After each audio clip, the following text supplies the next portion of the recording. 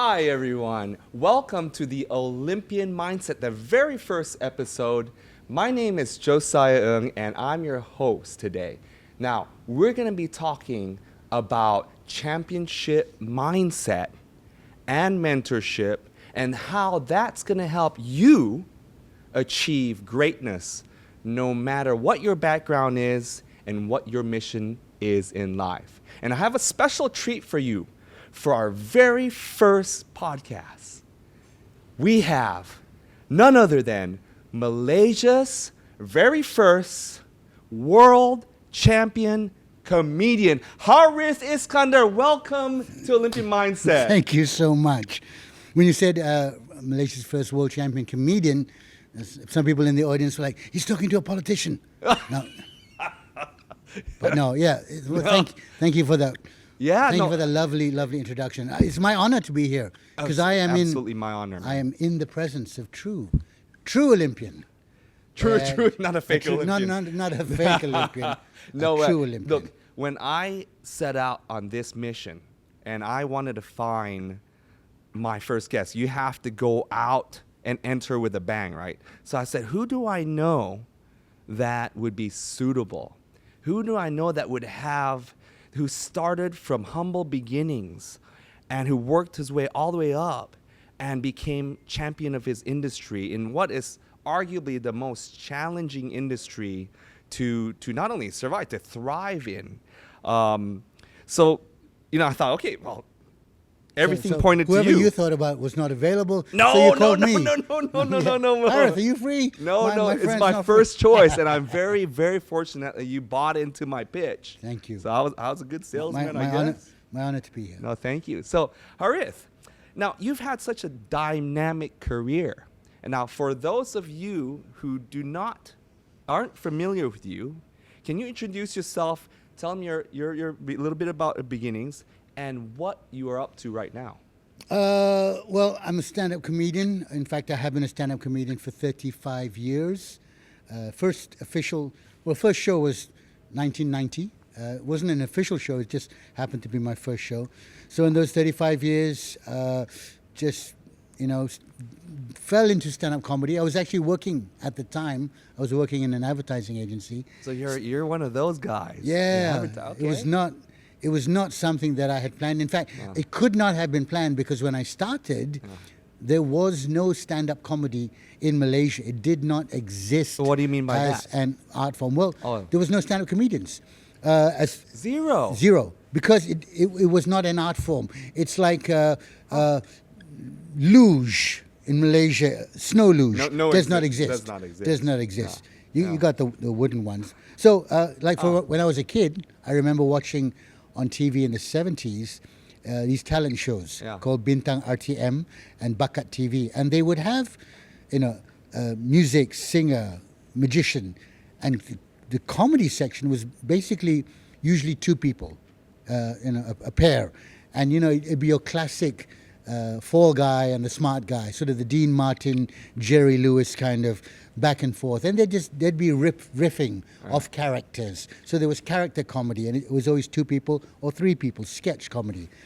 Stand-up comedy did not exist. No one heard of Eddie Murphy or any of those guys. So in 1990, I had heard of Eddie Murphy. Okay. I'd watched a VHS videotape. Yeah. He's the Godfather, right? Delirious. In America. Delirious and Raw, and a friend brought it back from the States, so I knew what it was. VHS, geez, that shows our age. Holy moly. For the young kids out there, Google. They would have no VHS. idea what VHS is. Yeah, VHS cassette tapes. Oh, man. But so when I started in 1990, when my first official stage gig didn't exist, and when I started doing it at corporate functions and annual dinners, people in the audience, and it was all corporate dinners. Every company has a corporate dinner, has an annual event, and they have all their staff there, and they give them, a nice dinner and a singer and some lucky draw gifts, a magician, a fashion show, a dance show, and then I would get invited to do my jokes. And how did you get invites? Just curious. Okay, so at the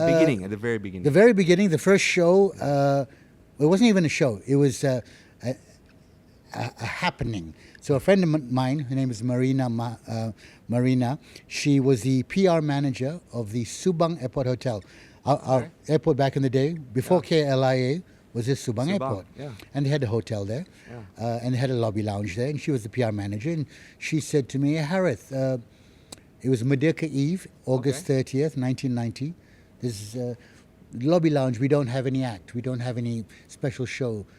Why don't you get on stage and tell your funny stories?" That's how she worded it. Okay. Because she was a friend of mine from university. Yeah. And apparently I would make her laugh. Like, tell funny stories. And I was like, "What do you mean, tell me funny stories?" She said, "Oh, you've got these funny stories." And she'd reel them off. With this story about this and this about this. Just bunch them all together, get on stage, and tell your funny stories. For how long? Exactly. I asked. She said, "Well, how?" Just because there's nothing happening. Just wing it. Just wing it. Oh, wow. So I put the stories together. I got on stage. That particular night, the lobby lounge was packed. 6 people. Yeah. That's 6 people. 4 of them were the staff. And wow. There was Marina and her friend Rosina. Okay. And so I just riffed. What's starting you in, right? You don't want. So it wasn't called stand-up comedy. It was just. And I got it's up like a hangout. And I forgot about it. Okay. Yeah, it's like some person getting on stage and singing a song. Now, did you get paid for this? No. Okay. Just okay.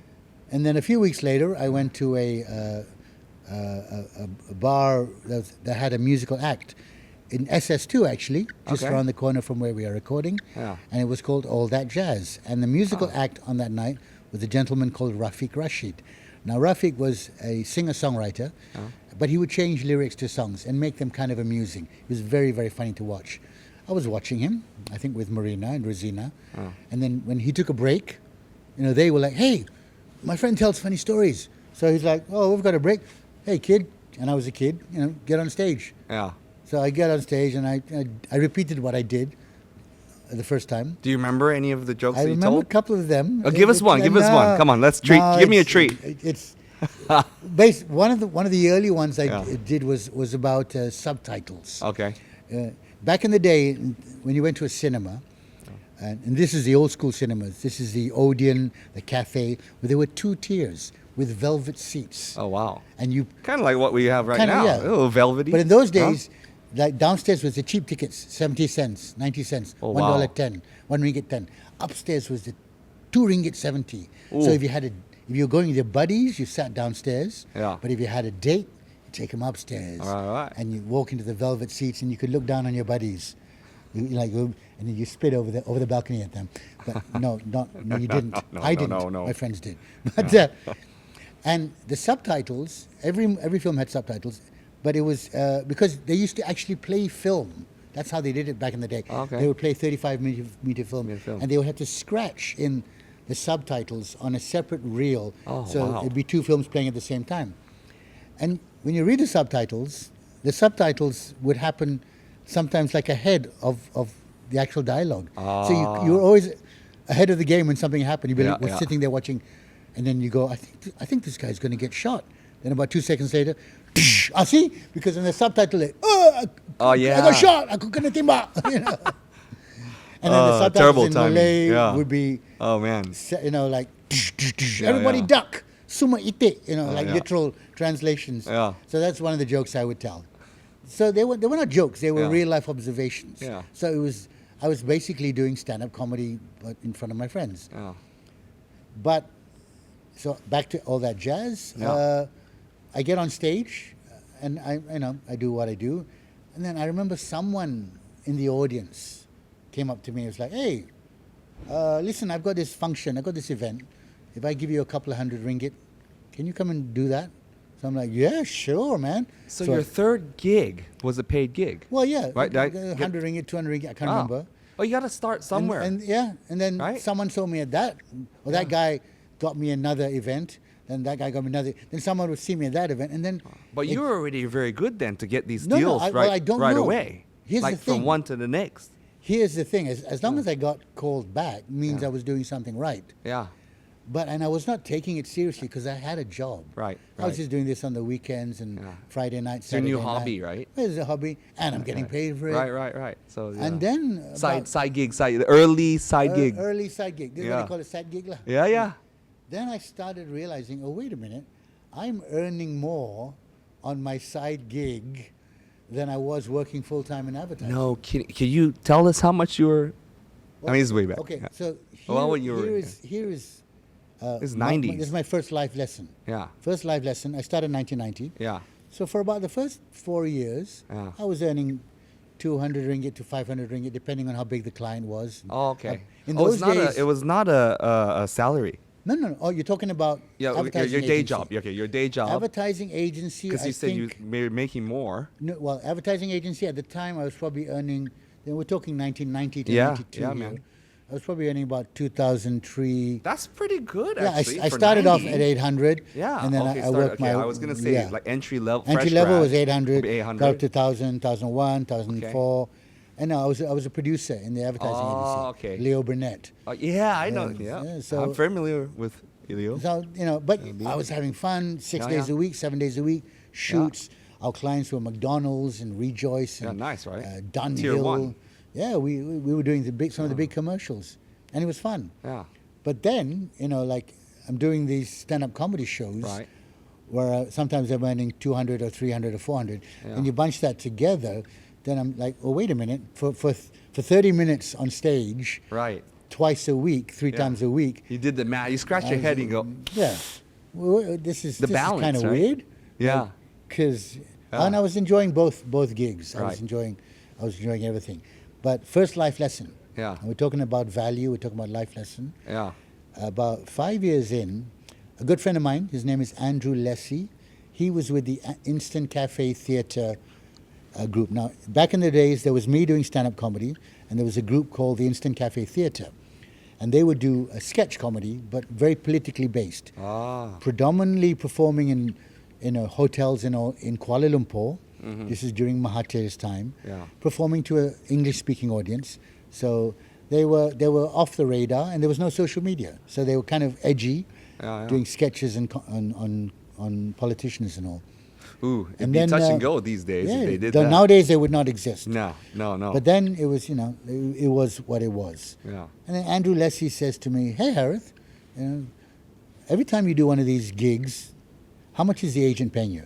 This is before social media, where to get a gig you needed to have an agent, meaning an agent would know the company. And the company would say to the agent, "Can you organize all the entertainment? Here's X amount of budget." Yeah. And then the agent would call the band, the lighting, the sound. I mean, they still do that right They now. still do that, right? but They there's have no way agencies. that the client could reach out directly Direct now. because he wouldn't know Yeah. how to get in touch with me. Yeah.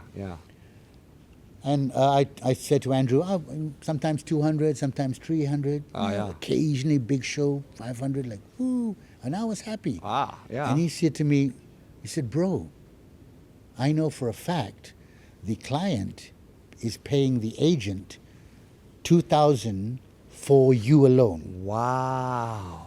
And you are getting 200 So or you're only 300. making like 20, so 30%. the agent was pocketing 1,007. Whoa. And my first thought was, why the hell is the client paying 2,000? Because I was picturing value. Yeah. I'm only on stage for 30 minutes. Yeah. I'm like, why? That's a lot of money back then. It was my 1 month salary, literally. Yeah, for my 30-minute that's like gig. 15K these days, right? Yeah. About average of exactly. a manager's So level salary. I couldn't understand why the client, why they're paying that much. And then Andrew drew out the picture for me. He said, "Listen, company has an annual dinner once a year. They've got a staff of 1,000 people. At the beginning of the year, they put aside a budget, let's say 200,000, for that annual dinner, where they're going to give the best to their staff, because they want their staff to walk away going, wow, my company is so good. They give me this person, they give me lucky draw, they give me dinner, they give me the..." And so the value of you on stage is not your 30 minutes. The value is the value you bring to the audience, where they walk away going, wow, my company is so great. They gave me Zain Al Abidin, they gave me a dinner, they gave me a lucky draw, they gave me Harith Iskander, they gave me... Your value is not based on your time. It's how you make the people feel when they leave the room. Absolutely. It's And then, the value you created for their culture. Yeah, exactly. And that's how they value. Nice. Because the singers were being paid at that time 10,000, 15,000 to sing 2 or 3 songs. Wow. Because what is better than to have, in those days, Sheila Majid or Zainal Abidin or the Alley Cats at your annual dinner. You only saw them on TV. Yeah. Suddenly they're in front of you. So the company, the audience, the staff go mental. They're like, Yeah. wow, my company is so good. They bring the Alley Cats and sing live in front of me. That's smart. So- Smart retention strategy. Yeah, yeah. So then I began to Okay. reevaluate value because Yeah. I was like, in my head, I was like, it took me a while to grasp. Yeah. Because I had been used to work in advertising agency 5, 6, 7 days a week. Yeah. Per month, you get this much. That's it. So for me, 30 minutes was like, You were shackled. well, not shackled, Right? but I it was mean- like, okay, that's my value. Right, right. And in 30 minutes, I'm getting 200, 300. Wow, that's a lot. It's a no-brainer, isn't Yeah, it? but then to realize, oh, wait a minute, value is not based on the time spent. It's based on what you bring to the table. Yeah. Okay. So, then I began to understand in a wider picture. Okay, don't limit yourself to thinking this is what I do based on my time. What experience, what knowledge do you bring to that time that you can then value yourself to give to others? So that was one of my first life lessons in terms of value and how it relates to business. That's amazing insight. Yes. When I'm doing proposals for various projects, that's exactly why I think, okay, what value do I bring to the table? What can I bring that they can't get elsewhere? And then measuring that value is sometimes a bit tricky, right? It's not it's not like exactly rocket science or anything, but it's also it's like you have to have comparables and whatnot, and sometimes you just have to go, okay, I'm going to try this value, see if it sticks, right? Yeah. So back then, early days. In early like days, this. that was exactly it. Are you just kind of like, okay, well, if he's charging 2,000, did you try to push that envelope a little bit? Well, no. So then I Yeah. jumped straight away to 2,000. I said to all the agents, I'm 2,000. They all said to me, you'll never work another day in your life. Nobody's going to take you. Yada, yada, yada. Yeah. Because They up to psyche then, you they up. were happy. Yeah, They were exactly. pocketing Yeah, 5 times as big much time. as what I was getting. Yeah, man. And 35 years later, I'm still here. Yep. So That's right. You There proved you them go. wrong. So did you get your own agent, or did you well, then self-rep? I began to. I Self-rep. got a sort of like a manager. Okay. But in those days, Okay. I was still operating alone, Yeah. if you know what I mean, because there was, I didn't have Yeah. a benchmark. I didn't have. Right. There were singers and they had managers, Yeah. and there were some magicians and they had managers, but there was no one doing comedy. I was. That's literally- incredible. It's not even that long ago, right? I mean, the 90s. So, I mean, because I'm 45, so 90s, I was around, right? But it doesn't seem like that long ago, and you're kind of at the forefront of Malaysian, the Godfather of comedy. Well, and you establish the standard. Here's the good thing about that. At that time, I was fortunate in one way. No one could come to me and say, what are you doing? Stand-up comedy. Oh, you'll never make it. You're going to fail. Look at all these people who've tried and failed.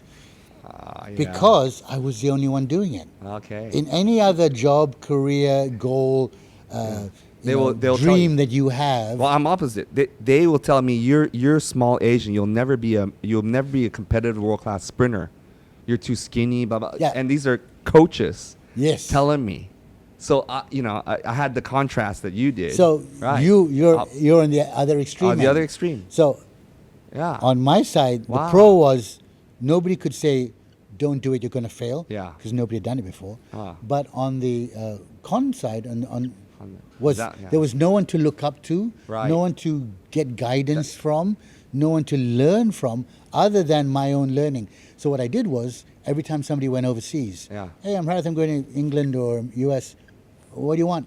I would say, go to a record store, because there were records, pick up any stand-up comedy DVD, record, cassette tape, Yeah, VHS, book, yeah. VHS, whatever, Ah. live stand-up comedy show, because you couldn't buy them here. Yeah. And then they would bring it back as a gift for me. And then I would devour awesome. the different styles. Ooh, Eddie Murphy's like this, or Richard Pryor's like that, or Billy Connolly's like this. I can see what he's doing there, but that won't fit. So my mentors, Your mentors were coming through on these books and VHS videotapes and cassettes back in the day. That was my college. That's great insight. Look, I'm a believer that success leaves clues. So you looked at the successful people, and that's what I did too. I used to go to the library, right? This is pre-internet, right? Mid-90s. The library. Check out the books on cycling training, performance, blah, blah, blah. This is before I even had a coach, because all coaches told me I couldn't do it. Yeah. And then I learned, and then I could get to a standard where I could pitch to coaches to coach me, and then eventually I could get my first mentor. Okay, let me ask you. Yeah. When all these coaches are saying you can't do it, you're too small, you don't look like a typical bike rider, what made you think you could do it? Where did that come from? Man, I guess is I've always been glass half full ever since I could remember. I'm always like, I didn't know if I had the belief, but I wanted to try. I just thought, okay, I don't know if I can get to the Olympics, but I want to win the California state. Back then, I grew up in California because my parents were there doing their degrees. So I just want to see if I can win the California state championships. So, okay, take one step back. Yeah. What made you look at cycling and think to yourself, I want to win California state cycling, when you obviously didn't fit the physical? No. So I have no background in sports. Any other sport that family. you tried and failed? I've never tried another sport prior. Can you remember? Only until lately. Now I'm doing swimming, pickleball, paddle. But yeah, I had no sporting background. But the bicycle was a means for me to get away from my strict Asian parents, run over to my friend's house, and enjoy my life as when I was younger. Because typical Chinese Malaysian parents, study, practice violin, study, practice violin.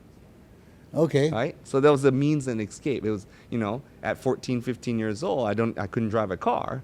So bicycle, it was a freedom. But most vehicle. 14-year-olds are just riding the bicycle to jump a ramp over a lake or something. What made you think, sport, Olympic, profession? The people I surrounded myself with. Okay.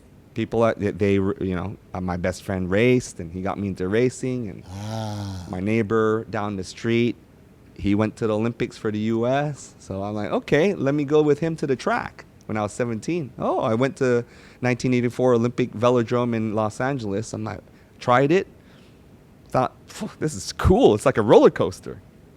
So pretty much. How about yourself? Like, what made you fall in love or with comedy to be able to do it? I mean, you sound like you were naturally, or you just fell into it, but what made you really, really love it? Okay, well, so number one, surprise, surprise, I don't think I was natural. I think in the beginning I used humor as a way to make friends, deflect from being different, because I was different. I was mixed blood, mixed race. So I didn't quite fit in with the other boys. So I would use humor to, he's okay. He makes funny voices. He does. So then they'll bring you in on their clique. Yeah, they're like, okay, he's all right. He's all right. Okay, so that was okay. That was in school. In school. So you were a teenager back then? Before the age of 17. Okay. All right. Mid-teens. I was never the most sporty. Definitely not the smartest academically. I don't know. I've played with you paddle and pickleball. You're pretty sporty, bro. Now in my old age. Man. But so then when I started, then I got interested in film and TV. Okay. So that's why I did advertising. I studied. I got a degree. I got a degree in communications in Australia. Degree. Okay. No, communications proper. I want to be a filmmaker. Oh, okay. So I joined an advertising agency. I thought, okay, I'll learn filmmaking via advertising agency. So and then comedy kind of happened. Yeah. I didn't take it seriously. Yeah. I only really took it seriously when I realized, wait a minute, it makes I can earn something here. Makan. Then, but at the time, I did not have the confidence. Hey, what do you do? I'm a comedian, because comedians you might as well have said, I'm a dishwasher. You know, No, like, but everyone understands dishwasher, but you say they didn't know what a comedian. Didn't know what a right? comedian So was. Like what? Huh? What is it? What do you mean you're a comedian? Yeah. That's not a job. Yeah. So I never declared it. Yeah, but yeah. I realized if I take this seriously, if I study the craft, I can keep going. And number one, I'm not automatically. I'm kind of naturally. I can find my way around on stage. But number two, Quick-witted, I would say. yeah, Quick-witted. I guess Yeah. quick-witted. But number two, like this could be a viable career, as in this. You know, I could make a good make living. something out of it. Plus, at the time, it's like I'm not really. It doesn't take up 7 days of your week. Yeah. You know, I had the best job in the world. People say, "What's your work day look like?"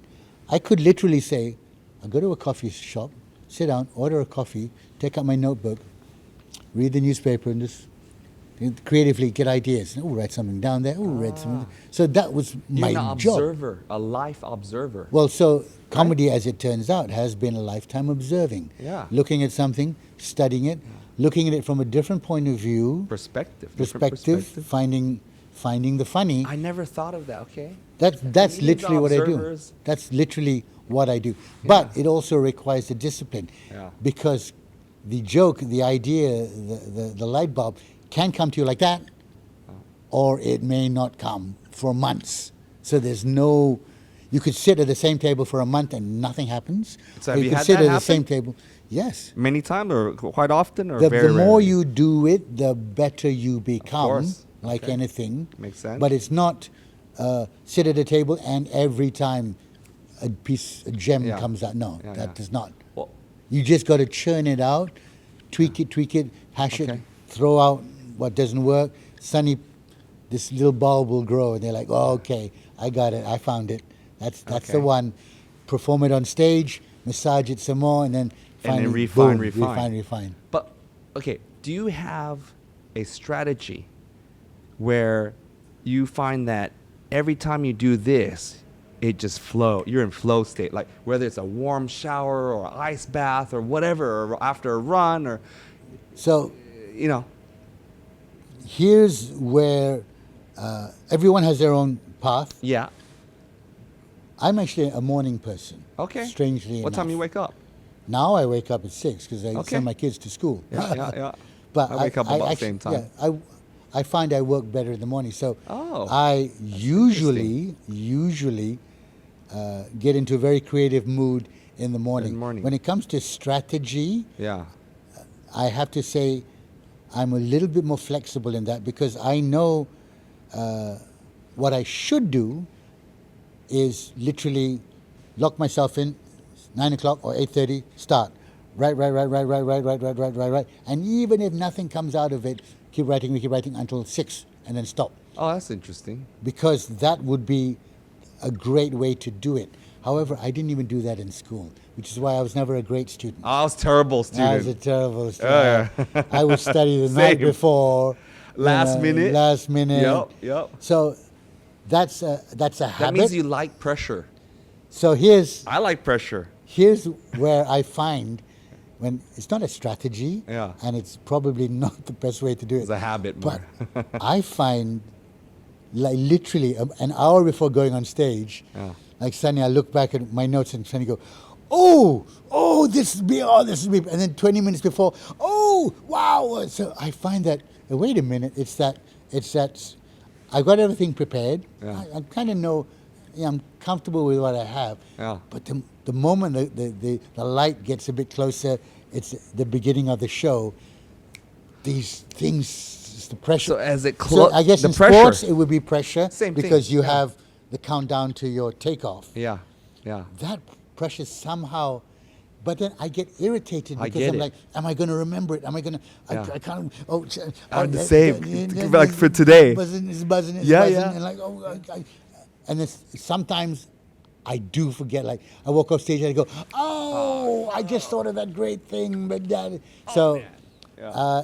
I'm not saying people should do this, but I do find the pressure works for me. Same here. I get a spark. I know exactly what you're talking about. Like before this, I'm like struggling with all the different questions and everything. And then like this morning, it came to me.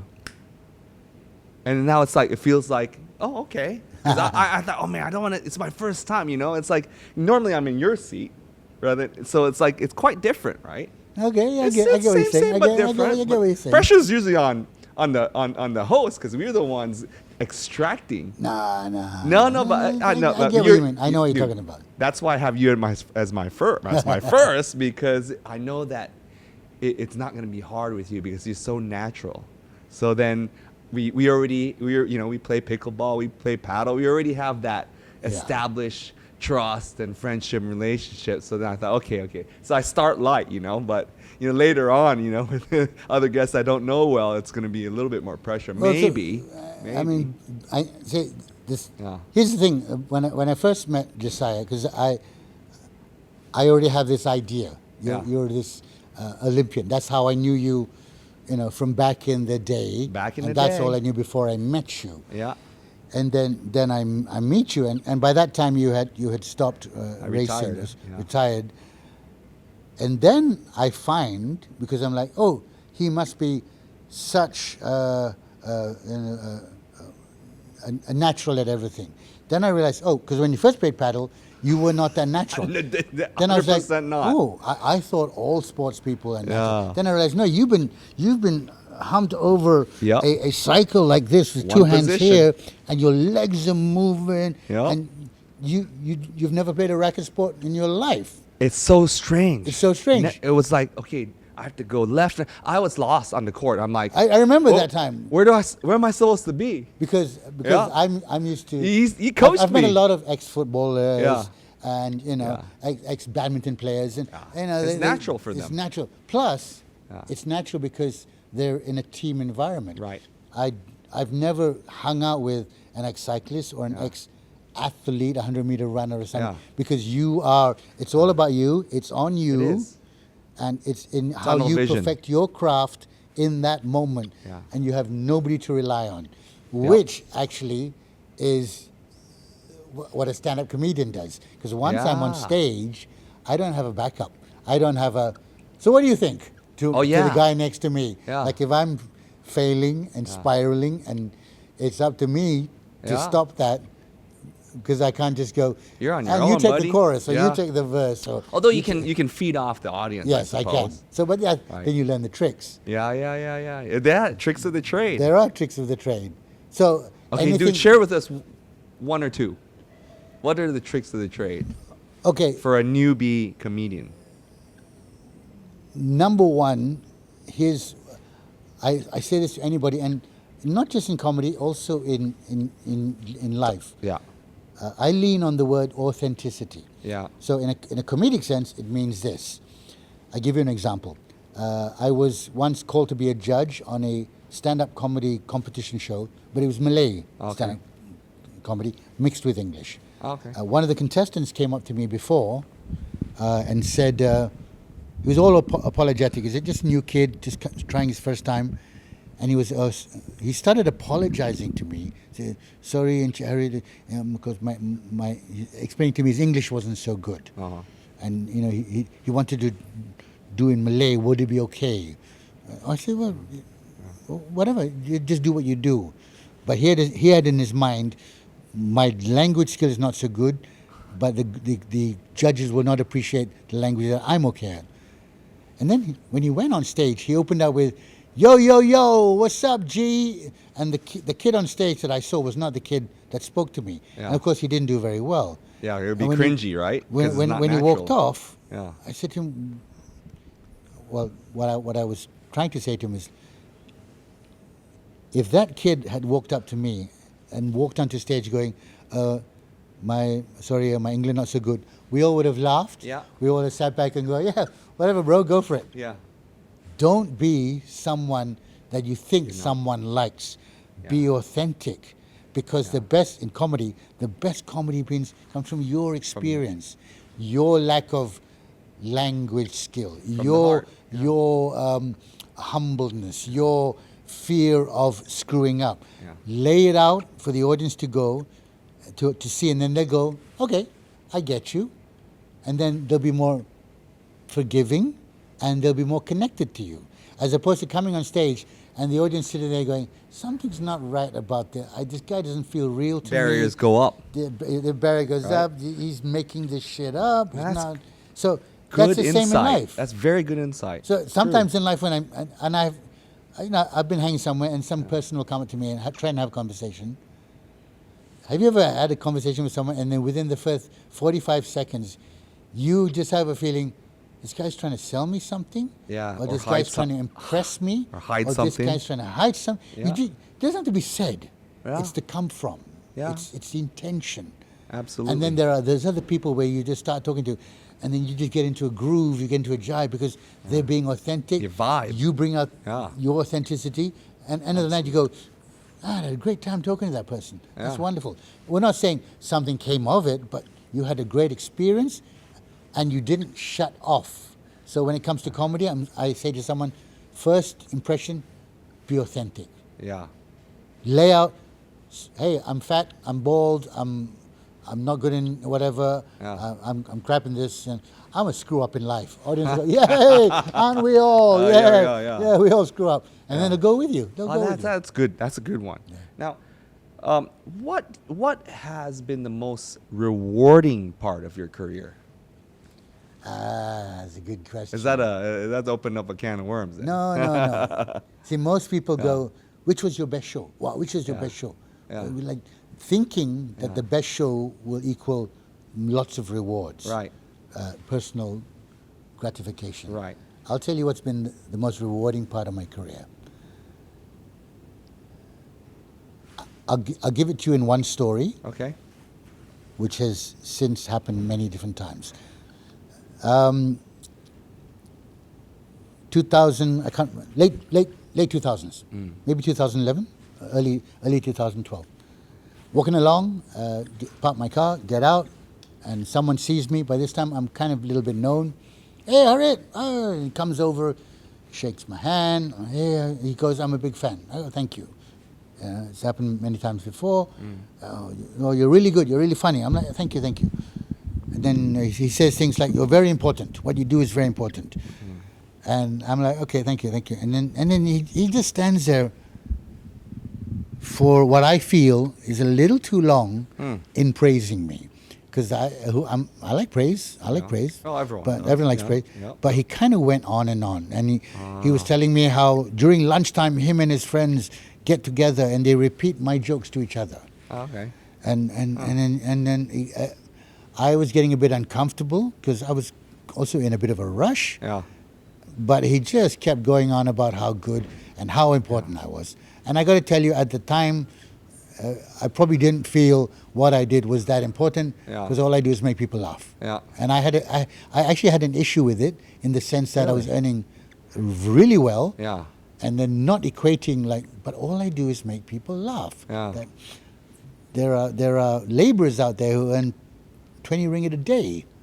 And they're building buildings, and I'm earning this much. So I had an issue with that. That was my personal issue. Wow. And then this guy goes on and on. He goes on for about, it seemed like 20 minutes. Well, it probably is 5 minutes. Yeah.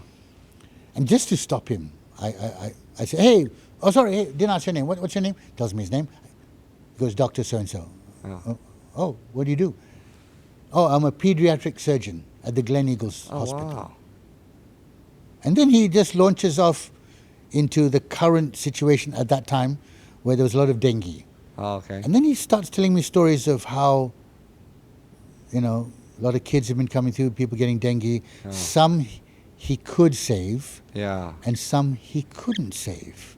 Oh, man. And then as he's telling me this, but he's talking in a very blasé doctor way. Like, then this child, I didn't manage to help, the boy came in too late. And then the other boy, I managed to save him.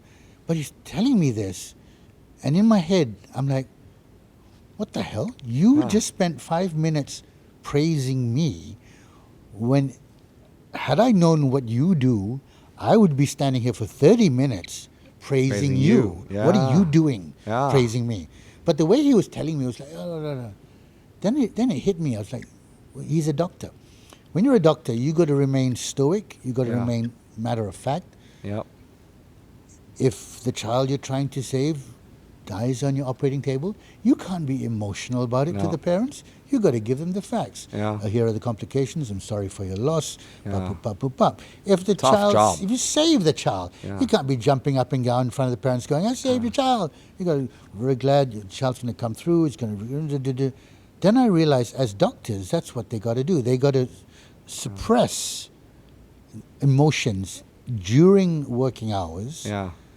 Because it's unprofessional if you don't. And then it hit me. So at lunchtime, as he mentioned, him and his other doctor friends get together, and they tell. But they need to blow off steam, right? They need it to release. They need to. They say laughter is the best medicine. They just need to blow off some kind of steam. Yeah, because it's one extreme to another, right? Too serious, and then they need to roll back. They need. Then. So you help them. It was at that moment I actually realized, oh wait. I thought to myself, in retrospect, if I stop today, my job is done. I have helped this person. Doesn't matter the thousands of others who may have laughed. I have helped this person handle his day, and he saves children. That's like, bro. That's it. You are. Let's say you're God. You're the hero. You're the champion here, not me. But if I can be part of your journey to help you do your job, then I go, all right.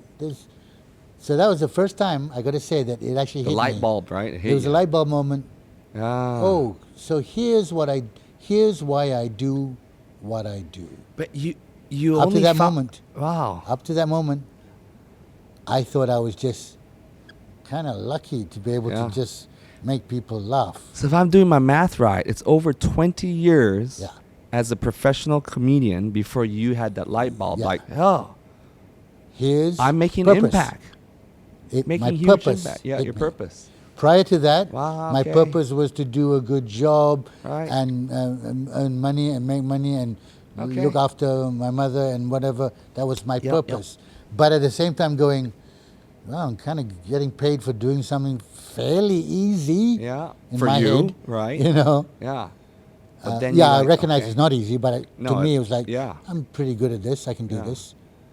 So that was then that when that purpose hit me, then I was like, okay, now I can walk proudly to myself going, a lot of people go, he's just a comedian. In my head, I'm like, I'm just a comedian. Without going, no, comedy is important. No, comedy is important. But you know deep down inside now. And purpose. And it's not that I don't affect everyone the same way. But I affected this guy, and that's all that cares. But you wouldn't know too as well, right? But now you have a more idea because people come up and they tell you and share. That was the beginning of the time when I began to look at how comedy affects us and how valuable it is. And when I look at the history and the science behind it, it is literally in a nutshell exactly what you said just now. It is how we release. Life is dark. Shit happens. Can. Accidents happen. Shit happens. COVID happens. Life is dark.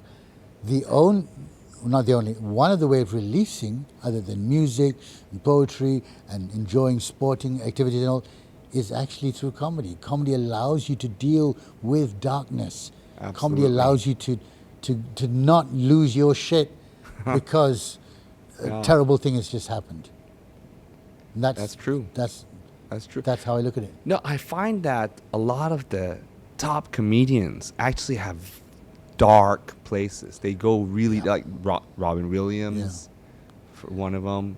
So there's a more, right? There's a lot of people. Comedians. It's like self-healing. The best comedians, a lot of comedians are actually quite mental, because, and I tell you why. It is the one job, career, art form where your success is dependent on audience feedback. Instant. And any normal human being who tries stand-up comedy gets on stage and 3 minutes people don't laugh, meaning you die. Any normal human being walks up going, I'm not going to do that again. That was the worst thing ever. To come back, do it again, fail, come back, do it again, get a couple of laughs, but fail. To have that mentality of coming back, you got to be mental. You got to love it, or you got to be mental. You got, like, what you're looking for gratification. What kind of human being are you to mentally fight for this? So, I'm not surprised that some of the biggest names in comedy in the world have got to that point. Like, Robin Williams is a classic case. Yeah. No one knew, as far as I can tell. No one knew what he was going through. Yeah. But he was a constant rapid fire when you saw him in interviews. Yeah. And he was seemingly on all the time in an incessant and crazy desire to bring pleasure to people, to have happiness for others. Yeah. Maybe not for himself. He was an amazing person too. And very keen cyclist. He had a huge bike collection. So that's how you... Well, I was a big follower, and I think at one stage he was best friends with Lance Armstrong. Wow. And when Lance came out, all the doping things, Robin was hugely affected. Some say that sparked his, wow, like the downhill. Interesting. Yeah, that's what I read. Study that a bit. Yeah. But so, man, that's very insightful for sure. Let me give you one quick story. Yeah. On the other point. Absolutely. Pandemic, COVID, my comedy club, Joke Factory, closes down. And then in Malaysia, we kind of opened, then we closed, then we opened. Yeah. Then we had social distancing. Oh, boy. 1 meter, and then mask, the whole... And then we kind of open. And I went back to do a show, which was an improvised comedy show, which I used to do every Wednesday until we closed. Okay. And so then when we were open again, we brought back this improvised comedy show called Making Shit Up. Okay. And audiences are there sitting in 2s, 3s, 4s, 5s, including one lady who's sitting alone at the back. And it's a small enough club, and I notice her. Do the show, ha ha ha, everybody's having a good time. We finish the show. After the show, I like to, say thank you to people who are still around. Hey, thanks for coming. She comes up to me. She goes, oh, thanks for coming. I go, thank you for coming. And she says, yeah, I really enjoyed the show. Oh, great. And she says, the last time I was here was with my husband before the pandemic. And when she said that, I was like, okay, thank you. And then before I could say anything else, she says, but he passed away of COVID. Oh. And the last time I was here and out was with him here. With him.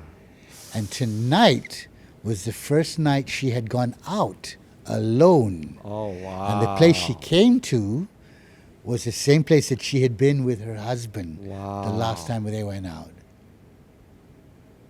And so when she says this to me... That's heavy. And I did not know what it was. Thank you. And she said, thank you for coming. And I hope you had a good time. Yeah. And she said, yeah.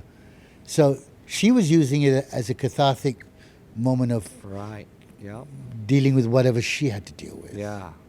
Well. Then I thought to myself, grief. Without planning it, and I'm not going to take any credit for it, but I'm like, wow, if I could be a small part of just helping her deal with what she needed to deal with, without being a small part of, like, I'm helping you deal with whatever you... Like, if she took this opportunity to deal with what she needed to deal with, I'm like, oh, I'm glad I could have been there. I'm glad I helped. Not say I helped. I'm glad you enjoyed yourself. But thank you for coming. Absolutely, man. So that, when you ask, what was your initial question? What are my your achievements or whatever? your highlight of your career. It's moments like this Yeah. that remind me of my purpose. Of your purpose. And like you say, you don't know. Purpose-driven life. That's really important. At the same time, there are those who are very clear on their purpose. Yeah. But even if you're not clear on your purpose, you don't know who you have touched. Absolutely. I'll give you a stupid example. Even if you open a door for someone, and they go, oh, thank you, I wasn't expecting that. They go on, and then, this is the sliding doors theory, where what effect did you have on that person that they walk away, perhaps in one mood before you open the door for them, you surprised them by opening the door for them, they felt, grateful, then they walk away, and maybe their mind just changes like, oh, that was nice. That guy was nice. I haven't had that done. It changed And their it whole changes trajectory of their day. trajectory of the day. Absolutely. And then they then go on and do something nice for someone else. Yeah. You don't, I'm not saying it does happen, Domino effect. but you don't know That's true. that every moment you have can create a different purpose for someone else, which I think is the most important. Yeah, absolutely. Same thing, that you slam the door on someone and they go, fuck, yeah. bastard. That's And so it's the same, I'm not good at this, but I try not to get angry at people on the road when they cut me off. Because in my head, if someone tries to cut me off, and I've seen those people like, I just think to myself, well, they must be really in a hurry. Having a bad day. They're having a bad day, they're in a hurry. They're going to get, by cutting me off, they're going to get to their place 8 seconds faster than they would. Probably 0.8, man. To be so real. Let them have that 0.8. Right. Don't get angry at it. Right. I try to do that. I'm probably the other way. I'm the one that cut you off. And you should be angry because I drive like I'm in a Karen race. Whoop, whoop, whoop, whoop. Terrible. Next Sorry, time everyone. I'm watching out like, there's a Kieran rider right there. What an a-hole. True, okay. Now, okay, yeah, that's great. I mean, thank you for being vulnerable and sharing all that with us. Now, I want to move a little bit forward to career building, right? Crafting and career building. Now, comedy is both an art and skill. How do you approach the creative process for writing material? I mean, you covered a little bit, but yeah, tell us how do you approach that, say, this week, for example. So there's tricks and tips to comedy writing. And there's one thing to comedy writing, there's nothing to comedy performing. However, I've come to the point in my life that I realize that anyone who can use humor or does use humor in communicating definitely has a better chance of engaging, having people engaged in what they say, having people lean into what they say, having people not turn off from what they say, in any context, be it talking to someone individually or talking to a group of people. So I recognize that humor helps. At the same time, people think, that you're lucky, Harith, because you're already funny. It's okay. You're lucky. You got a funny face. People say that. People say that. Yeah, all the time. Terrible. Your face is funny. So I wish I was good looking. But I got a funny face. Okay. All right. I'll take that. Yeah, there's value. Huh? There's value in funny faces. But I realize, actually, no, humor is something that can be developed. It can be taught. Yeah. And most easily, it can be tapped into when you focus on authenticity and something that's real to you. So humor doesn't come from outside, like anything. I mean, the amount of people, I'm sure you've heard, like, hey, I want to be more confident. And I say to them, all right, this word confidence. So now you're saying you're not confident. Yeah, I want to be more confident. Where's this confidence that you want? And for them, most people, it seems to be something that's outside and they want to get more of inside. Internally. Yeah. But actually, confidence is almost like a button. You're either in you confident or not. Confident or not. Because it's not going to come from outside. People think I got to do something, then I will be more confident. Yeah. No. Same thing with humor. Like, I want to be more funny like you. Okay. So the funny is going to come from outside? Yeah. Someone's going to give you a joke? No. I want to make. So for me, it's like, you know what? The ability to be funny is actually already within you. You just know where to look, how to look at it, and how to tap onto it. And with anything else, it comes with practice. It doesn't happen straight away. Same with confidence. If you've been not confident for the last 20 years, you're not going to be confident in a overnight. Yeah, not in an confidence instant. is still a muscle. You need to exercise it. You need to practice it. Same with humor. Same with any muscle. Do you hang out with a lot of funny people? Do you surround The funniest yourself people with in funny my people? life are my friends who are not comedians. Not comedians. No kidding. I sit there quietly. I don't think I'm funny. I'm your friend. Yeah, I write down all the funny things they said. I repeat it on stage, and then I get paid. Oh, yeah. Well, they don't get a small cut. No. Because I don't help them in their engineering job, whatever it is they do. Yeah. So engineers are funny then, huh? Okay. Tell me engineering joke. Funniest people are just my friends. Yeah, okay. There's humor in everything. Yeah. There's humor in this right now. Yeah. I'm going to walk away from this with something. Like, Yeah. Did you see Josiah's shoes? Or something like that. It's just, not I'm saying, but you know what I mean? Yeah, There's humor in this. Yeah. So where's the trick? It's just learning how to see it, how to find it. It can be taught. Yeah. Humor can be taught. Okay. Yeah. I agree. Now, what was the most challenging moments you faced in building your career? Your most challenging moments, and what did you do to overcome them?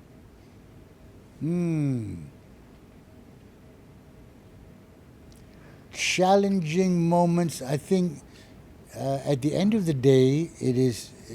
I cannot point to one particular moment. I mean, we know we all keep up with the news. I mean, recently, there's been some challenges, of course. Well, yeah, right? Challenges went.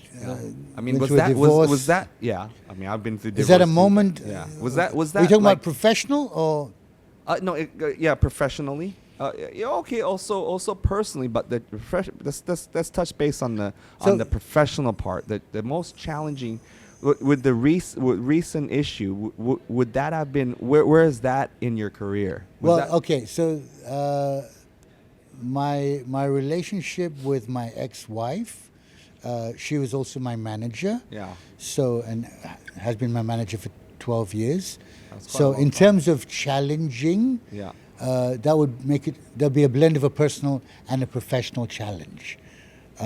She, without a doubt, when she came into my life, took my career from a certain point and escalated it. Really? Yes, without a doubt. Exponentially? Exponentially. Like, if I were to draw a graph, I started here in 1990, as I told you. Yeah. Till the moment I met her in 2010 was here. Yeah. And she took it there. Oh, wow. Yeah, she did. Which in itself brought on different challenges. Right. Because with your wife, yeah. Because now we are tied at the hip, growing, and she's literally pushing and pulling me along. Right. Personally, if you want to talk about a certain challenging moment, it's like, ooh, as I'm taking on more, becoming more, in my head I'm thinking, yeah, I can do this, but can I do this? Yeah, I can do this, but can I do this? So those were internal challenges, but I wouldn't say it's challenging because it's like, here's the way I look at it. Even if you fail, I'm one of those people that there's a lot to learn from failure. That's because you're a champion. Champion mindset is champions fail more than the non-champions because the road to success, to the top, is filled with a lot of failure. So that's the difference between a champion and a normal non-champion. Normal non-champion, fail. Oh, stay away from that. Champion, crazy. Fail. Has a good relationship with failure because they know that failure is the requisite for ultimate success. So, right? So, whenever what would seem a failure happened, I look back on it, and I find I didn't dwell on it like, oh my God, that didn't happen. It's like, didn't happen. Give it time to work out. These are the reasons. I could have done this better, or this was out of my control, but this was in my control, and then I go, okay. Rather than, oh my God, I looked really stupid, and that failed, and I'm going to go hide in my cave, and so that's why people sometimes ask me, oh, what's your biggest regret? I know this sounds like crap, but I'm like, I don't really regret anything because from those things which you're meant to regret, there was a lesson in it. You learned something that hopefully you don't do again. Well, sometimes come in handy, do. though. Yeah. We learn more from failures, don't we? Yeah. I mean, your success, you're like, party, yeah, but you don't learn. You don't look back and you don't analyze it. So, but when you lose, it's painful. Then you're gonna pick it apart. Yes, but at the same time, Right. I'm just kind of one of those guys that I don't beat I used to, but Did I you? don't beat Okay. myself up. When I was younger, I beat Anymore. myself up. Yeah. Oh yeah. When I Okay. was younger, when I took my first 10 years, Right. if I had a bad show and I Yeah. know whether I'm good or not, Yeah. I would just curl up and in my mind beat myself up like, Okay. oh, wow. you're dumb. Yeah. But it just makes it worse. Okay. How did you know if you had a bad show or not? Okay, so people come up to me now, like, I know whether my show is good. Let's put it this way. I know whether I've done well Yeah. and whether the audience has enjoyed themselves. Mm-mm. That comes from experience. Okay. And that You comes can from a read. certain amount of ability to look and adjust self-awareness. Okay. Self-awareness. I'm much better at self-awareness now than I was younger. So it's not something that came automatically, but I'm much better. I think becoming a parent think also so. has helped me. Absolutely. Become more Parenting, self-aware. I agree. Since I have Yeah. my kids, more self-aware. And it's part of its age, too. Part of his age, 40s, 50s. 40s, man. we'll leave it at 40s. But I tell We'll you leave it at what. 40s. We're at our prime, Harith. We're at our prime. Oh, reach across. But yeah, Right? so how do I know I've done a good show? It's self-aware. Yeah. Okay. I know. I know. So you don't when beat I've up. done not a great show, Yeah. I know, and I also know why. Okay. Usually I know why, Yeah. but it always helps. It always helps to have some feedback from people that I understand are non-judgmental Okay. and just giving pure feedback, as opposed to hearing from people who are either there to bring you up Yeah. or either there to bring you down. Yeah. That is actually very important. I'm very fortunate to have surrounded myself with some friends who are basically there They're not real. to bring me up or bring me down. Be real, right? Be real. Yeah. So feedback is different from criticism. Feedback is Constructive. not constructive is the word. Okay. But there's a process of feedback where you almost say, "Hey, I'd like some feedback. Are you ready for some feedback?" Meaning, the person is listening. So you don't walk in and someone go, "Hey, Josiah, man, the first podcast you did, here are the right things, here are the wrong things," without you asking. Yeah. Someone that you trust, or someone can say, "Hey, Josiah, well done." But they may have something to say. They need to ask you, "Are you open for some feedback?" This is a Key. good That key is. because then you go, "All right, he might say something I'm not really wanting to hear, but I'll need to hear it." Yes. Then you go, "Yes, I agree. please That- give me some feedback." Once that is open, then you understand the person who's asking Yeah. is not encroaching. It's like, "You giving me permission? Yeah. Now I'm going to tell you." I've learned that recently. Yeah. Asking for permission. Very important. Very, very important. But when we're younger, we're like, hey, blah, blah, blah, blah, blah. Hey. And we're thinking that we're helping Well, someone. yeah, you but, think you're helping. but who? They might be like, who Hey, asked you, I- brother? I didn't even ask Who you. asked you? I didn't ask you, huh? Yeah. Yeah, exactly. No, that's really insightful. Yeah. Now as a coach, and I'm always growing as a coach, and yes, asking for permission, very important. And it helps too in a relationship too. Ask for permission Yeah. from the wife. Can I? Not just that, Right. but you open up the channel for conversation. Conversation for real. Yeah, for real. For real talk. For real conversation. That's cool. Now, have you noticed? Is the industry changing? Now it's an industry, right? I mean, 20 years ago, 30 years ago, it didn't exist, but now there is an established industry. I mean, we have some really good world-renowned comedians now. I think going to America even. There are a lot of right? great comedians. The stand-up comedy is. Has it I think changed? most people know. Well, of course, it's changed. Yeah. I think with social media, everything in life has changed. It has.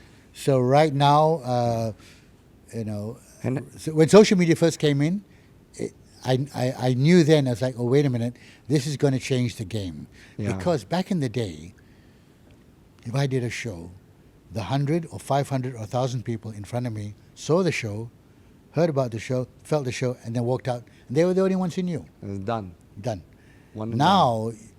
I do a show, let's say someone videotapes a bit, Yep. puts it onto the internet, then it gets taken out of context. Uh-huh. Because people just hear that one line. Right. They didn't see how you built up lead to up. that one line, the lead up, how you pulled back, and then landed the one line, then people laugh. They see one line, people laugh. Yeah. And then in a lot of cases, people take offense. Uh-huh. How can Harith say like that? Yep.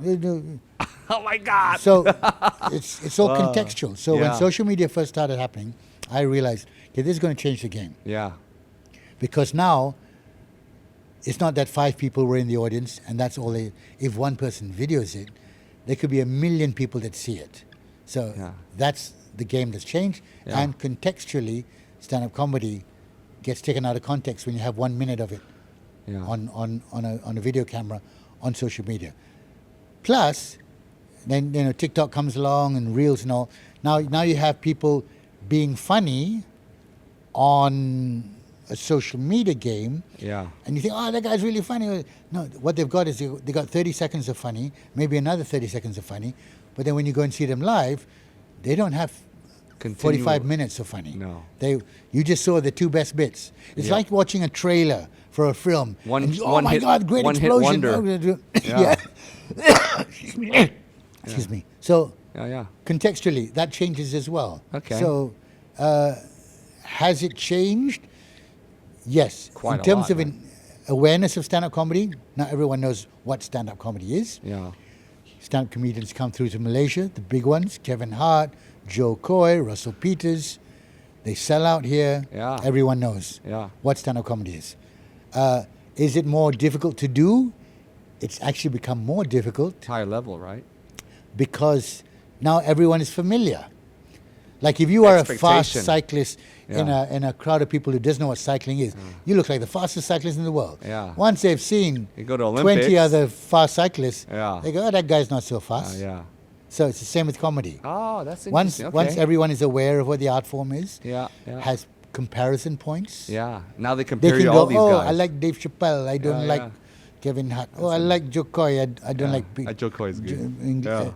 I don't like Fluffy Guy. Then oh, they look at you. I love Fluffy. Yeah, so you know what I mean? So it's more difficult to do, but that's life. Yeah.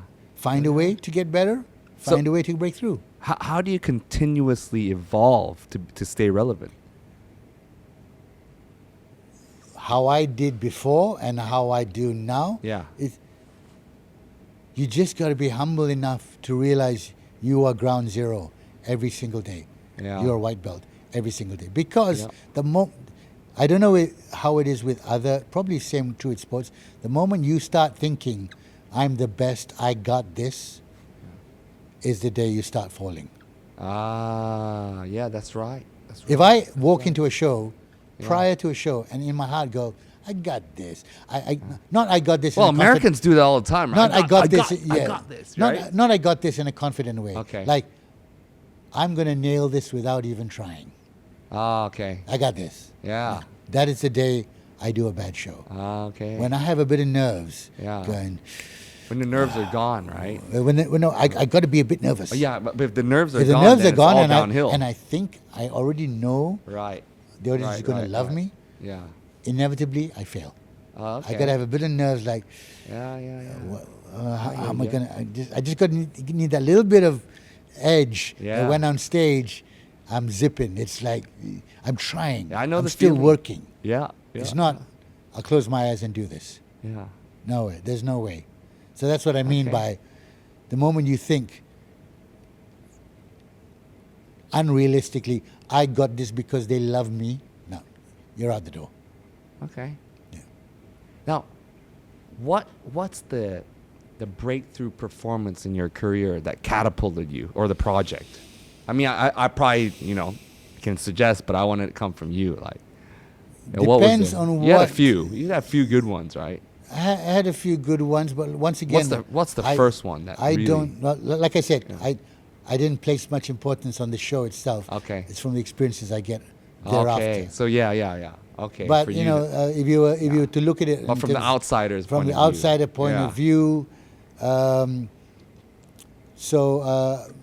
biggest show I did was at the Axiata Stadium, Bukit Jalil. There was about 9,000 people. Oh yeah. It was called To Know Malaysia is Laugh Malaysia. That from a grand point of view was like. What year was that? That was 2016. Oh, okay. Yeah. Oh. In 2017, I took part in a competition. Yeah. The funniest person in the world. Yeah. I won that. World champion. That had an interesting trajectory because when I came back, for a moment, stand-up comedy was given its real limelight. Yeah. Because a Malaysian had won on an international stage.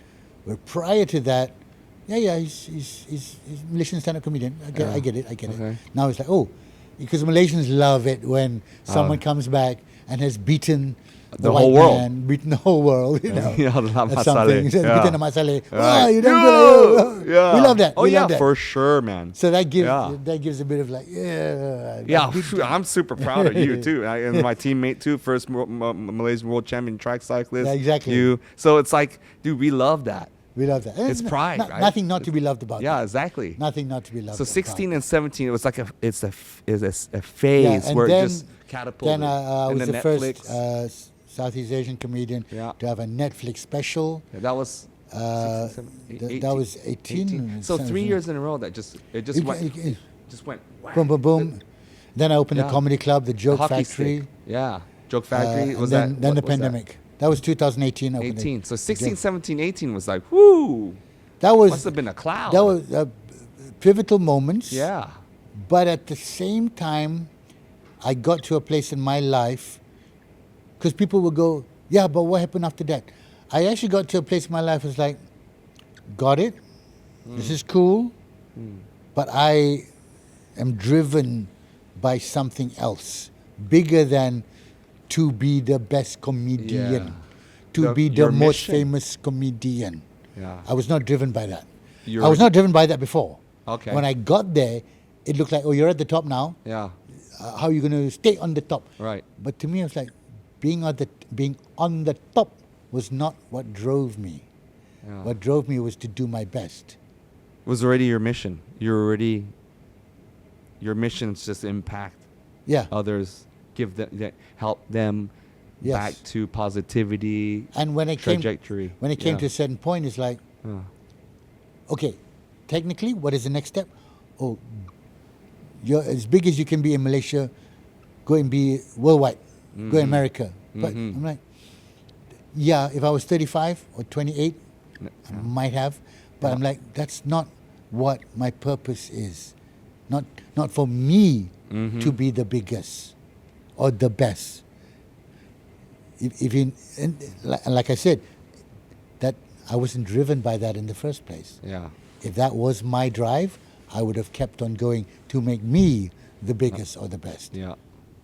So my drive, my purpose was not in alignment with a climb up the stand-up comedy ladder, and now I'm doing what my purpose is, as you said, to have impact on others. Yeah. That's basically being a mentor, being a coach. Helping in others, some ways, right? Mentor, coach. Helping others achieve greatness. Yes, because I can guarantee you, people say, who's the next Harith Iskander? I said, no, there will not be a next Harith Iskander. There's going to be someone that's bigger and better than me. They're not going to be the next me, bigger. Absolutely. No. Yeah. Because I developed in a different time. I developed in a day-to-day grind of knocking over the pins in front of 100 people, 200 people, 300 people, day by day. Yeah. As opposed to now, it's a social media game. And how do you play that? Oh man, how do you groove there? It's such a complex game, the social media. I enjoy it though. Yeah. But it's so overwhelming. It is. To me, anyway. I'm in between a millennial and a Gen X, right? I'm 1980, so I'm just smack in the middle. And man, I don't get TikTok yet. I just don't get it. But IG, okay, I get it. But yeah, no, you're it's old, just bro. You're old. Man, I Yeah, tell you what, when I wake up some days, I feel old, brother. My knee clicks and sciatica, and oh man, But we can't ignore it. yeah, And yeah, I say to the TikTokers and the YouTubers out there,